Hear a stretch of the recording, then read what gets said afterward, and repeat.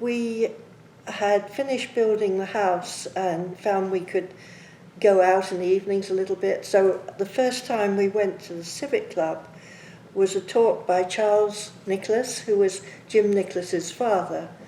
I think he was talking about people having small businesses. Anyway, that was our first introduction to the Civic Club, and we attended meetings pretty much from then on. Eventually, Chris became the president, and I'm not sure what year that was. I can't remember. For the first time, well, let's go back to the point. We joined the Civic Club because we wanted to meet and integrate into the community. And we thought that the Civic Club was the best of the options that were available that met our sort of interests and needs. And we got involved with projects and things, and eventually the finger of suspicion came to point at me on one occasion when they were looking for a president. And I foolishly agreed to do that, thinking it would be a 1-year piece of business, but in fact it stretched on to 2 years. But it was an interesting thing to do, and I think we made some progress. There were patches when the Civic Club was very low, there was low attendance, not any money in the kitty, and society wasn't really, community really wasn't interested. But certainly when there were projects that were community related, there was a lot of support and a lot of activity, and it was good to be able to participate in that.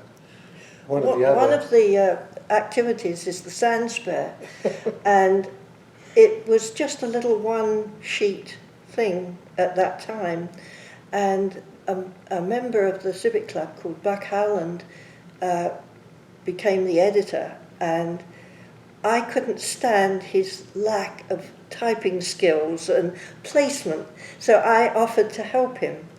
And I'm afraid I was bossy because I thought it should come out at the beginning of the month, not 3/4 way through, and eventually he made me assistant editor, and then he gave up and I became the editor, which I did for 12 years. And which only proves the point you shouldn't volunteer too often. I should never have volunteered.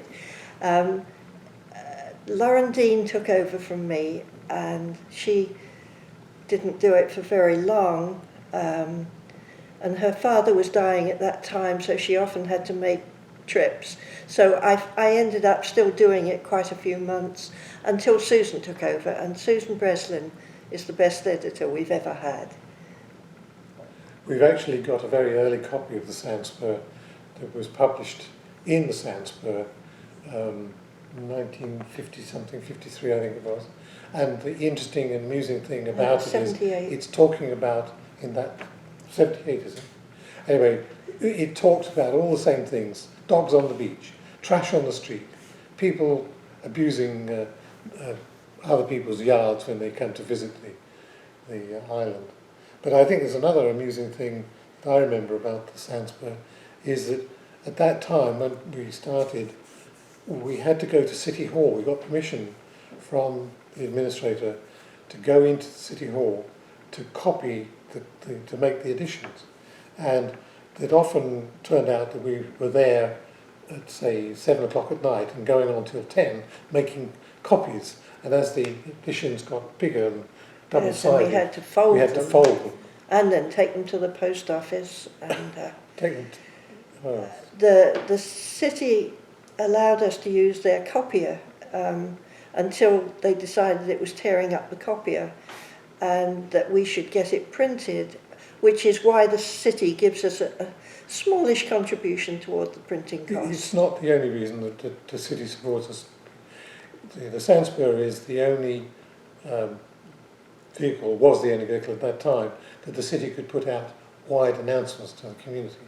And it's only the people who live on Folly Beach and some dedicated people who have property here but live away and want it delivered to them, that the city could tell the community what was going on and what was important.